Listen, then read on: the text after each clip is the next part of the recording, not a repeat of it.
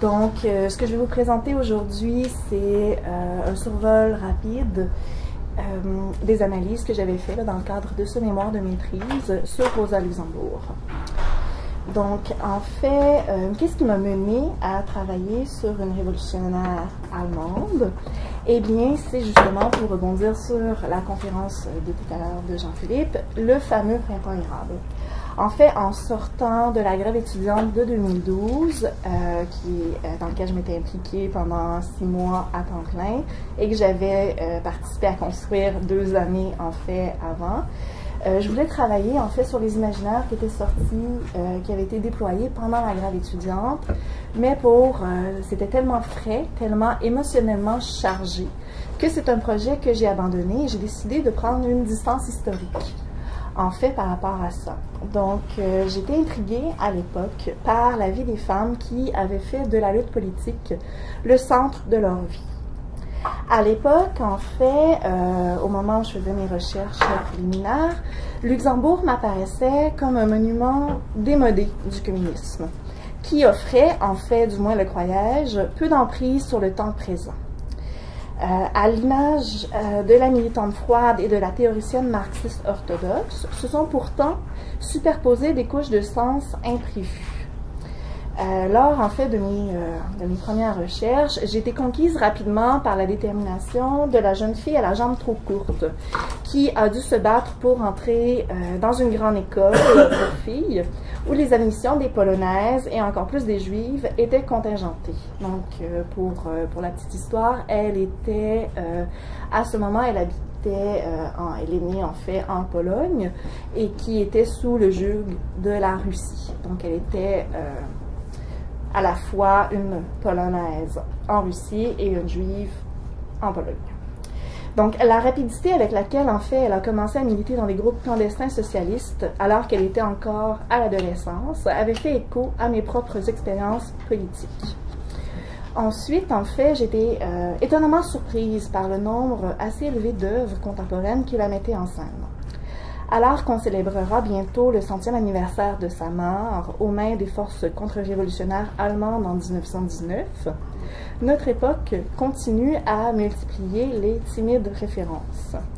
Soit des romans l'utilisent comme personnage principal, des biographies sont publiées, quelques artistes de gauche continuent ou s'inspirent d'elle. Donc c'est cette résurgence dans notre temps qui se trouvait au cœur de la réflexion que je posais ici. Donc, pourquoi s'intéresse-t-on encore à Rosa Luxembourg en 2017? Que nous apprend le soudain regain d'intérêt envers une icône marxiste sur les questions qui taraudent notre époque? Pour référence, en fait, parmi les nombreuses biographies qui existent, si vous voulez vous lancer dans les lectures, celui que je suggère, c'est le roman graphique de Cat Evans, qui a été publié aux éditions Verso. Ça se lit comme un charme, c'est vraiment très, très agréable. Donc, au-delà de l'aspect spectaculaire de sa mort et de la disparition de son cadavre pendant plusieurs mois, qui ont participé à créer le mythe entourant à sa personne, toute sa trajectoire de vie appartient à l'extraordinaire. Donc, rapide biographie pour les personnes qui la connaissent un peu moins. Donc, cette femme née en mars 1871, à la veille de la Commune de Paris, a su canaliser les espoirs de réussite des socialistes révolutionnaires, espoirs qui ont en partie disparu avec son assassinat. Confluent de plusieurs oppressions, femmes, juives, polonaises, handicapées, elle a survécu au pogrom de 1881 et elle s'est par la suite engagée dans un groupe socialiste clandestin. Menacée par les forces impériales russes, elle s'exile en Suisse en 1889 où elle rédige sa thèse de doctorat sur l'industrialisation de la Pologne. Mais ses véritables débuts, comme militante socialiste, se font à Berlin avec son entrée au Parti social-démocrate. Sa grande assiduité au congrès de la Deuxième Internationale, ainsi que sa verve légendaire, l'ont lancée dans des débats corsés avec plusieurs illustres intellectuels de son époque, dont Jaurès, Lénine, Bechstein ou Kautsky. Intellectuelle du début du XXe siècle, elle a mené de front plusieurs combats pour la démocratisation de la société allemande contre la Première Guerre mondiale et pour l'instauration d'une république socialiste allemande. L'échec de la semaine spartakiste en janvier 1919, son assassinat politique et la disparition de son corps pendant plusieurs mois ont en fait contribué à enrichir le mythe autour de sa personne.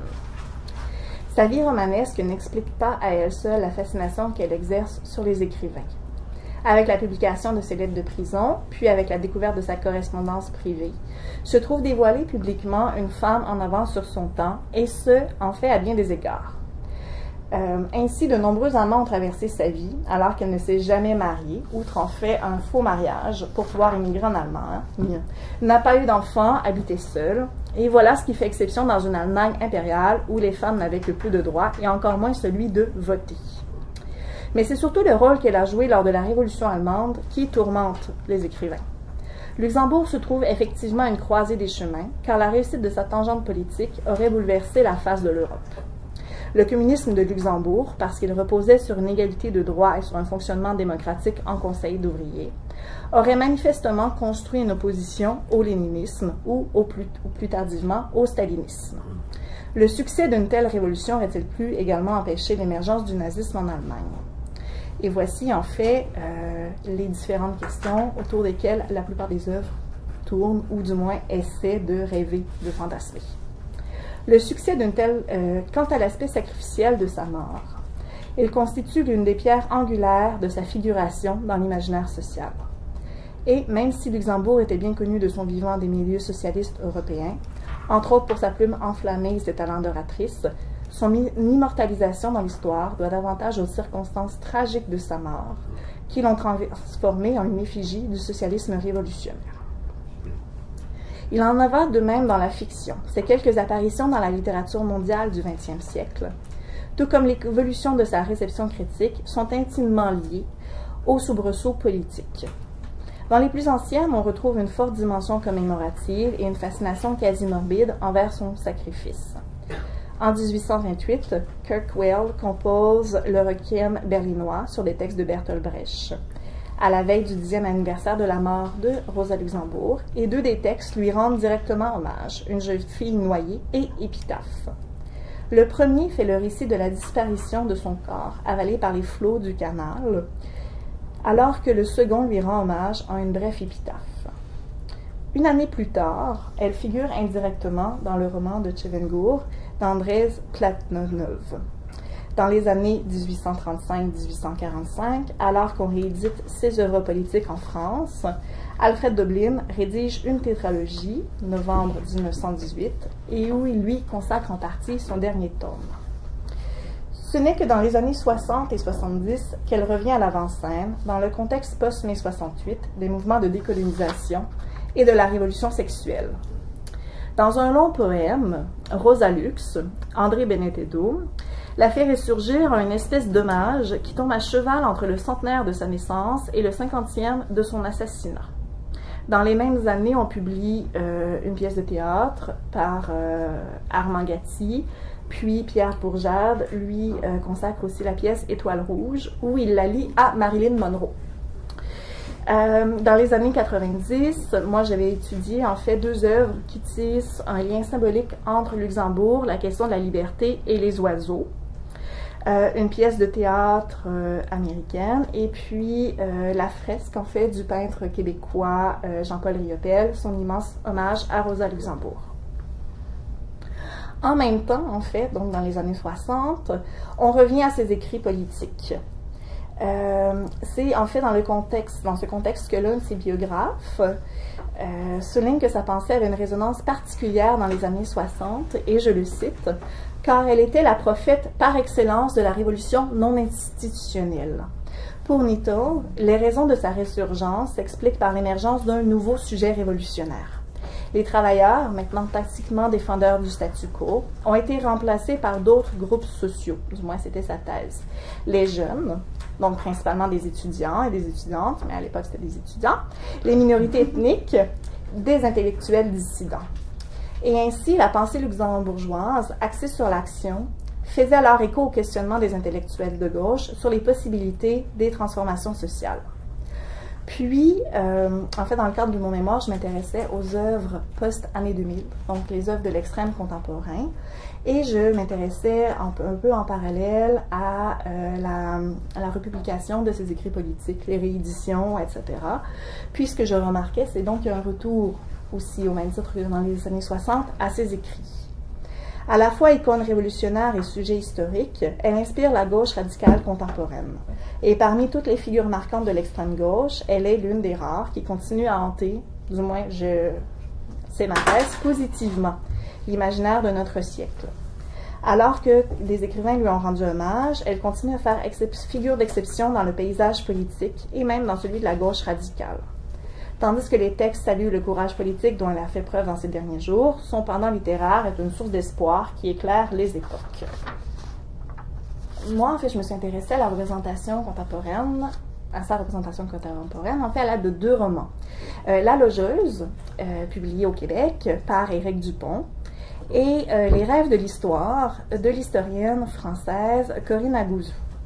Ce qui m'intéressait avant tout, c'est d'interroger la survivance de la pensée politique de Rosa Luxembourg, mais aussi la manière dont elle représente. Qu'est-ce qu'on garde comme mythe, qu'est-ce qu'on réifie comme mythe, comment est-ce qu'on essaie de démythifier ou de la remettre, de la réactualiser, donc de quelle manière, en fait, elle nous ressurgit à travers ce siècle de différence. En étudiant sa présence discursive dans les œuvres, de même que la manière dont les écrivains la mobilisent, je m'intéressais plus particulièrement à son anti-militarisme, son internationalisme et ses idées révolutionnaires, de la façon dont, justement, ils vont fasciner et façonner les univers romanesques. Je vais vous parler donc d'abord de La Logeuse. Petit résumé rapide de l'histoire de La Logeuse. On est en Gaspésie contemporaine. Une jeune fille du nom de Rosa Host, donc Host faisant référence à Est, se retrouve dans une histoire un peu abracadabrante où le vent a cessé le vent est tombé dans son village. Bon, dans la vie, c'est pas si pire, sauf que lorsque dans ton village, il y a une source mortelle d'une denrée rare qui s'appelle l'ennui, qui est mortelle, l'absence de vent conduit donc à la mort de la plupart des habitants. Donc, les gens étaient terrés chez eux, ils avaient de la difficulté à respirer, sa mère en est décédée, et Rosa, sur la plage, prend un coquillage, et le coquillage lui dit « Montréal, va à Montréal, tu pourras ramener le vent ». Donc, en bonne jeune fille, elle prend son sac à dos et elle part toute seule vers la grande ville cosmopolite de Montréal pour sauver son village en ramenant le vent. Quel est le rapport entre le périple de cette jeune fille et Rosa Luxembourg, vous me direz? Eh bien, en fait, le roman nous le fait très bien, ce livre. Le prénom, en fait, de la jeune fille gaspésienne n'avait pas été choisi par hasard. Je vais citer le roman. C'est à Rosa Luxembourg que l'enfant devait son prénom vieillot, nous indique l'auteur. Sa mère voulait donner à la révolutionnaire assassinée une nouvelle enveloppe charnelle. Donc, ça ne pourrait pas être plus clair. Nous avons ici devant nous une réincarnation de Rosa Luxembourg. La nuance que moi je posais, c'est qu'on n'a pas une Rosa Luxembourg ressuscitée. Elle est donc réincarnée, elle a sa propre vie, elle suit son propre chemin. Elle va donc avoir une trajectoire qui lui est propre.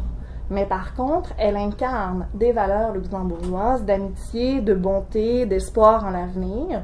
Et surtout, elle partage avec son éponyme un socle de références marxistes communes peu courante dans la Gaspésie contemporaine. Donc, en fait, transformer le monde fait partie du schème de valeurs qui lui ont été transmises par sa mère et son héritage communiste, puisqu'elle avait appris à lire à même le Capital. Oui, bien sûr. Donc, sa relation avec sa mère est bâtie sur l'étude des grands textes politiques, sur des parties de Scrabble. Mais davantage, en fait, pour fêter les 9 ans de sa fille, sa mère, qui était une grande syndicaliste dans le village, s'était surpassée. Je vais vous citer là, quelques extraits du roman. Comme elle tenait à répandre l'idéologie rouge avec le zèle d'une carmélite, elle avait invité les 24 camarades de classe de sa fille et avait donc décoré la maison en conséquence. La scène est très loufoque. Elle dépeint en fait une maison où s'accumulent les fanions du syndicat des travailleurs du papier, des étendards rouges, des petites étoiles rouges au plafond de chaque pièce, et une table où trône un énorme gâteau doré en forme de marteau et de faucille. Comme Thérèse, la grande syndicaliste, est peu aimée dans le village, aucune des jeunes filles ne s'est présentée, les parents ne voulant pas que leur jeune fille soit contaminée par de telles idées. Donc, Rosa Host décide par elle-même de se rendre au domicile des fautives pour distribuer des morceaux de gâteau en main propre et, bien sûr, dans de petites assiettes en carton ornées aussi d'une étoile rouge en son centre. Donc, nous sommes dans les années 80, quelques mois en fait avant l'effondrement du mur de Berlin, alors que Margaret Thatcher dirige encore le Royaume-Uni et que les habitants de Notre-Dame de Cachalot n'ont plus d'emploi depuis 9 ans. Donc, en 1980, c'était le référendum. Et puis, la seule usine de ce pauvre petit village de Gaspésie avait fermé, l'usine de papier. Donc, tous les habitants étaient maintenant au chômage.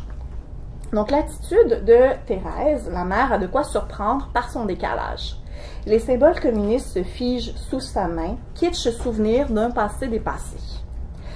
Avec le décès prématuré de sa mère un soir d'août 2000, Rosa se lance vers sa destinée, donc sauver son village des vapeurs mortelles d'ennui, que je répète.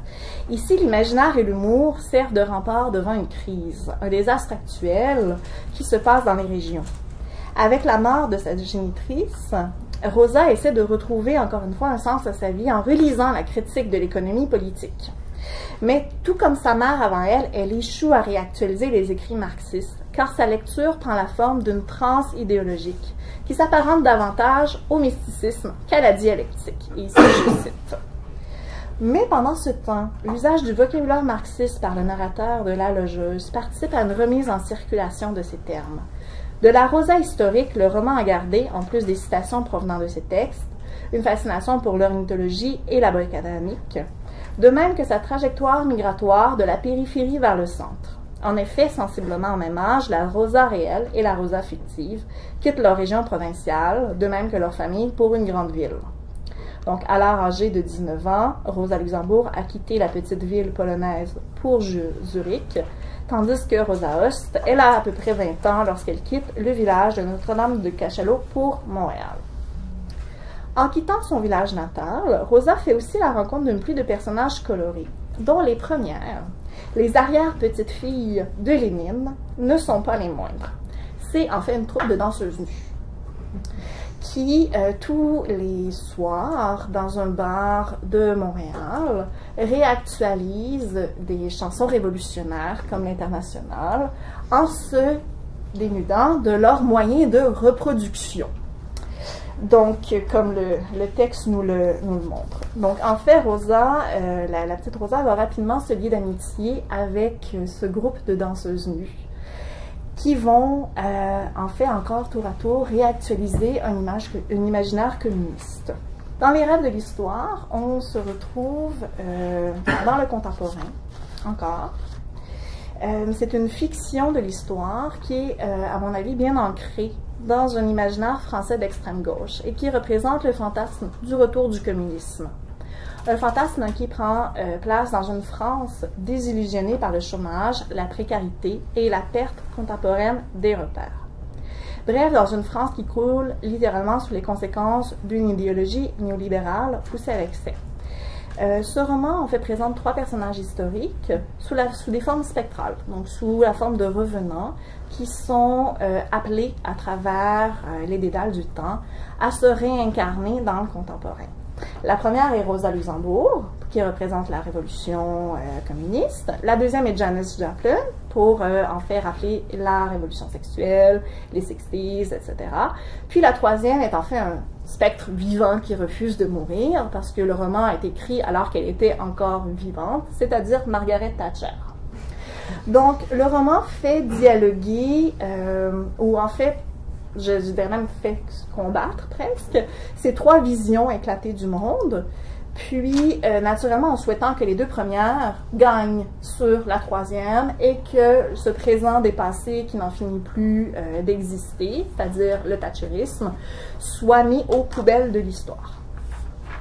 Il y a en fait un chapitre qui est spécifiquement consacré à la vie de Rosa Luxembourg, où est-ce qu'elle apparaît dans un train qui traverse les champs de sa Pologne natale pour arriver au présent. Donc on la fait vraiment traverser à travers le train sert justement à ce mouvement historique. Janis Joplin apparaît sur sa moto, puis naturellement dans le temps de Thatcher, tout le monde est pris dans un embouteillage dans une voiture. Donc chacun de ces moyens de locomotion servent à préciser rapidement le rapport au temps. Donc ce qui est intéressant, c'est que à travers cette représentation, on revient à la mort violente de la révolutionnaire. Donc encore à cette idée de la figure sacrificielle, de cette mort qui a fondé le mythe même de la révolutionnaire. Et la scène est quand même décrite complètement, donc je vais vous lire des petits passages. Rosa meurt, la tête fracassée par la crosse du fusil du soldat Runge, avant qu'un autre ne la troue d'une balle, avant que d'autres ne jettent son corps dans le canal à Berlin. Dans le train, en fait, la Rosa Luxembourg fictive échoue à se souvenir du visage du Sar Runge. Il faisait partie des Freikorps.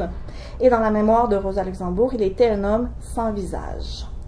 Donc, il y a dans cet anonymat de son assassinat, dans cette fracture-là auquel on revient, c'est une fracture qui m'a beaucoup intéressée parce que, pour l'anecdote, elle a été assassinée par son propre parti politique. Elle militait au sein du Parti social-démocrate allemand. Et puis, lors de la Révolution allemande, donc lors du renversement du régime impérial, c'était son parti qui a pris le pouvoir. Elle était déjà, en fait, en grande dissension pour plusieurs raisons, dont, en fait, la participation du Parti social-démocrate allemand au vote pour les crédits de guerre, donc à la Première Guerre mondiale. Et elle était emprisonnée à l'époque, elle est sortie de prison, en fait, tout juste au moment, en fait, le jour avant la signature de l'armistice. Elle avait été libérée. Et puis, elle avait déjà donc commencé à fonder sa propre faction politique, sauf que cet assassinat-là, par sa propre famille politique, par les sociodémocrates, s'est ancré dans l'imaginaire de la gauche radicale d'une manière quand même assez forte. C'est-à-dire, donc, dans une fracture qui existe entre une vision social-démocrate et une vision davantage révolutionnaire. Puis c'est à ça, ici, que renvoie cette image. On continue, en fait, et se superpose au visage du soldat d'autres, dont celui, en fait, des leaders sociodémocrates de l'époque, Scheidemann et Hébert. Et puis, de ce palimpseste se dégage une histoire politique, celle de la trahison de la social-démocratie, et je vais citer ici le texte. Les objectifs politiques incarnés par les chefs sociodémocrates au pouvoir étaient des forces violentes qui avaient trouvé une expression achevée dans le geste du soldat. Les exécutants n'ont jamais de visage, concluait Rosa Luxembourg. À travers, en fait, un collage de citations et un rappel des événements historiques, la figure de Rosa Luxembourg se retrouve esquissée dans le roman. Et ce, afin de créer un appareil discursif capable de renverser celui véhiculé par le néolibéralisme, donc celui véhiculé par Margaret Thatcher.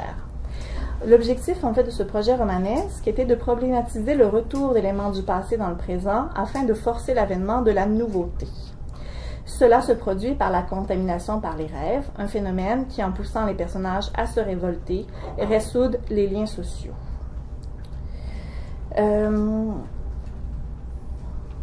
Voilà, donc le personnage historique, comme en fait tout personnage, n'agissait pas seul au début du siècle, et c'est ce que ce roman tente aussi de mettre en lumière.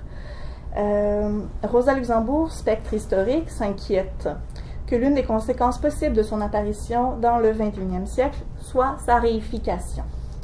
Elle refuse en fait de consentir à une érotisation héroïsation de sa personne, que l'on exhiberait comme si elle avait été définie une fois pour toutes. Donc, dans le rejet de sa commémoration, se trouve en fait une envie de continuer à agir sur le présent.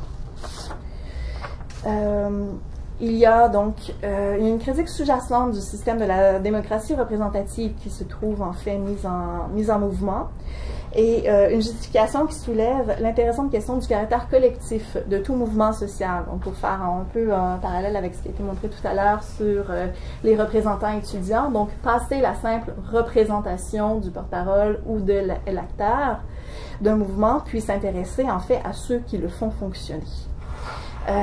Donc, on arrive en fait à l'impossibilité de faire reposer le succès ou l'échec d'une révolution sur les épaules d'un seul personnage. J'en arrive en fait à la question assez épineuse de la révolution. Qu'est-ce qu'on en fait? Comment on réussit à en parler? Quel parallèle en fait les œuvres, l'imaginaire en règle générale réussit à faire à travers la figure de Rosa Luxembourg? Surtout lorsqu'on parle ou lorsqu'on tient compte de toute la lourde portée de la révolution russe et de la révolution bolchevique, mais bel et bien aussi des années du stalinisme. Comment est-ce qu'on réussit à repenser la révolution communiste, le communisme, après Staline? Puis, c'est ce qui m'avait beaucoup intéressé, c'est ce que permet, en fait, à mon avis, le fait de revenir à Rosa Luxembourg. D'abord parce qu'elle est décédée avant, ou presque au début, de cette révolution russe, avant, en fait, avant 1921, avant qu'on arrive, en fait, à ce qu'on considère comme étant indépassable, l'imaginaire des camps de Staline, la Deuxième Guerre mondiale. Donc, on est capable de garder à travers cette figure, ou du moins c'est ce que je crois qui attire les écrivains qui s'y intéressent, quelque chose qui relève de la pureté. Donc, c'est pour ça que j'ai beaucoup axé sur l'idée de la figure sacrificielle, sur l'intérêt qu'on arrive avec sa mort. C'est qu'elle est morte, en fait, avant d'avoir pu se salir les mains, d'une certaine façon. Elle est morte avant d'avoir pu se salir les mains, mais aussi sa mort, rêver en fait à sa survivance ou rêver à sa résurgence, permet donc de penser la bifurcation historique. Permet donc de rentrer plus facilement dans un fantasme de ici, ici, ici. Et c'est dans ces ici qui s'accumulent que les écrivains ont trouvé en fait là, source à l'inspiration.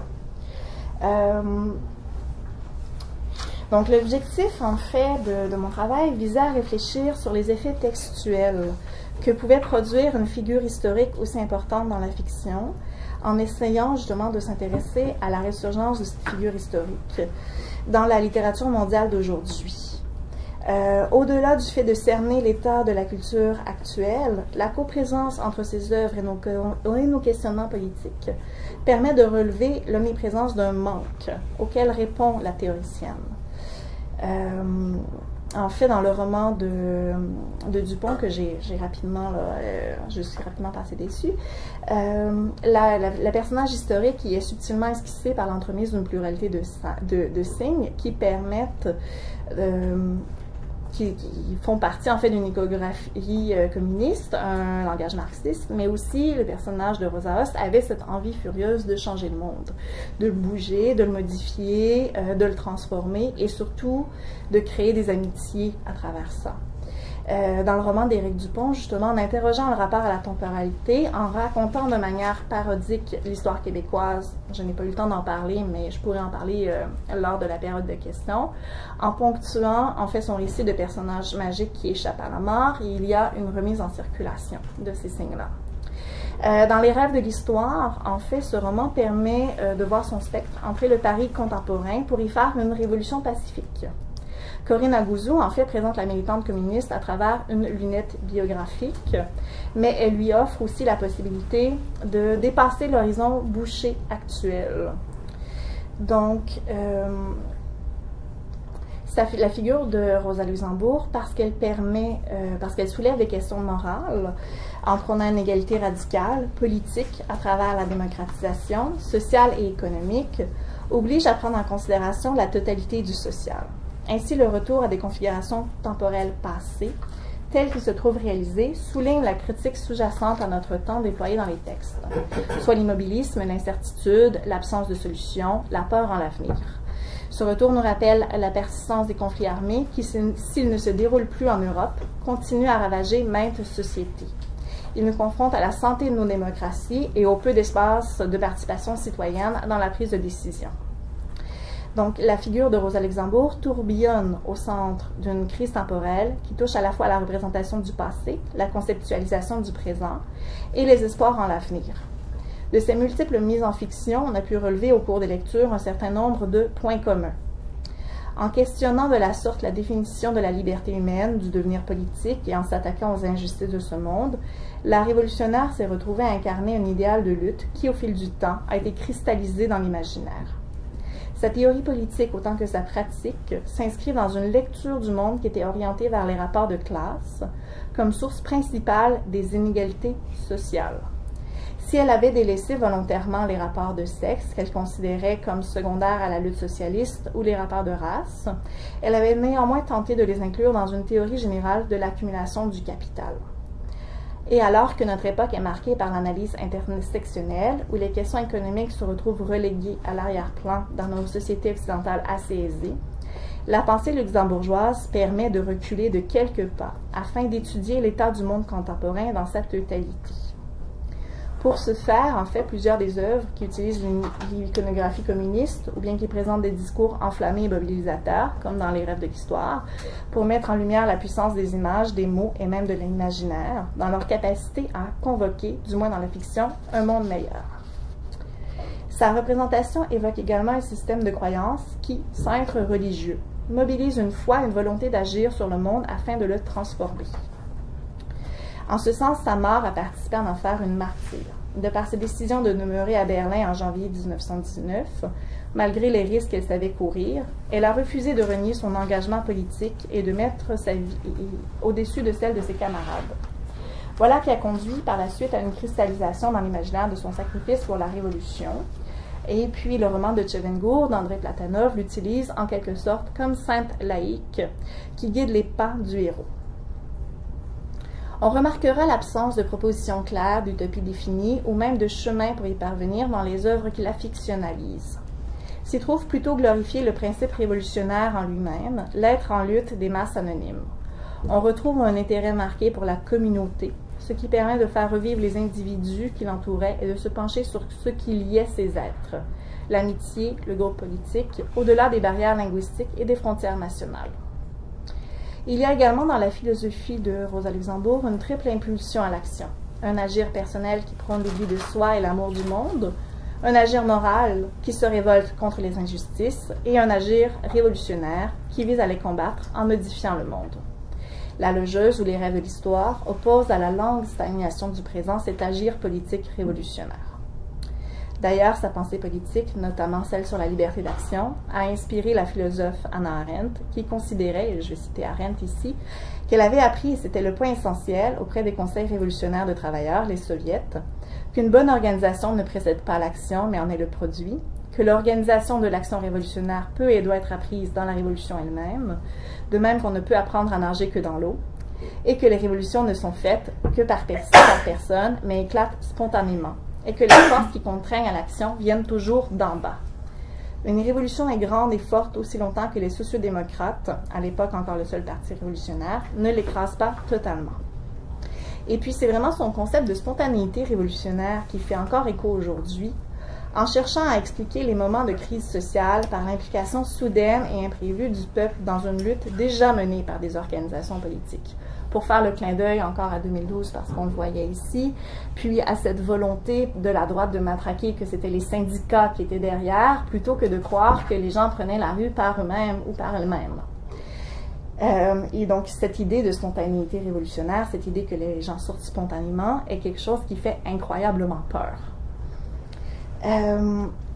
Malgré sa haine maintes fois affirmée des anarchistes, parce qu'en fait les débats entre anarchistes et communistes ne sont plus à faire ou à raconter, tellement ils ont été nombreux, Ces écrits politiques permettent une certaine réunification de la gauche radicale, et c'est justement pour ça que moi je la trouve assez intéressante, c'est qu'elle a été tellement lue et tellement relue par les penseurs anarchistes qui s'en sont inspirés et que souvent en fait l'anarchisent d'une certaine façon. Éric Hazan, le fondateur des éditions La Fabrique, dresse ainsi un bilan de la réception de Luxembourg au sein de sa tendance politique. Dans la controverse entre Lénine et Rosa Luxembourg, là, je cite Hazan, la balance penche aujourd'hui plutôt du côté de Rosa, non seulement pour son personnage, son courage, sa fin tragique, mais aussi pour ses idées. Sa critique du léninisme comme transposition mécanique des principes d'organisation blanquiste de cercle de conjurés, sa vision des révolutions qui ne se laissent pas diriger comme un maître d'école, son refus de figer l'après-révolution, tout ce spontanéisme est plus proche de nous que les rigidités léninistes. Mais ce que montre la triste histoire des spartakistes est combien Lénine avait raison en poussant le parti bolchevique à refuser toute collaboration avec les modérés, les conciliateurs, les opportunistes. Plus encore, les écrits de la théoricienne offrent une perspective intéressante sur l'échec, ce sur quoi on a de la difficulté souvent à s'arrêter. La défaite n'y est jamais réfléchie comme une fin, mais plutôt comme une étape obligée d'un parcours et d'un cycle. Luxembourg livre ainsi, dans quelques-uns de ses textes, notamment son dernier article « L'ordre règne à Berlin », un véritable plaidoyer sur l'aspect positif de l'échec, lequel permettrait aux masses d'apprendre de leurs erreurs et donc de progresser davantage vers l'objectif final. Donc, finalement, pour conclure, revenir à Rosa Luxembourg permet certes davantage que se replonger dans une époque politique qui aurait vogué avec enthousiasme vers la fin de l'histoire, c'est-à-dire le communisme. C'est également réactualiser les débats, les dissensions ou le désespoir qui ont marqué ces organisations politiques dans leurs démarches et leurs échecs, autant pour aplanir les inégalités sociales que pour abolir les injustices structurelles. Autrement dit, sa revenance dans l'imaginaire social rappelle la tension propre à tout présent tendue vers l'avenir. Les plaisirs autant que les difficultés de vivre dans un monde alors qu'on souhaite avant tout le transformer. Alors que le discours ambiant est marqué par les imaginaires de la faim et autres catastrophes, le spectre de Rosa Luxembourg apporte, pour le dire comme Didier Huberman, une lueur erratique, certes, mais une lueur vivante, lueur de désir et de poésie incarnée. Donc, elle incarne ces moments d'exception où les êtres humains deviennent lucioles, c'est-à-dire des êtres luminescents, dansants, erratiques, insaisissables et résistants comme tels. Et si elle agit ainsi sur les esprits comme une luciole, c'est sans doute parce que cette figure éminemment positive insuffle un brin d'espoir qui, on l'espère, se perpétuera au travers des âges. Merci.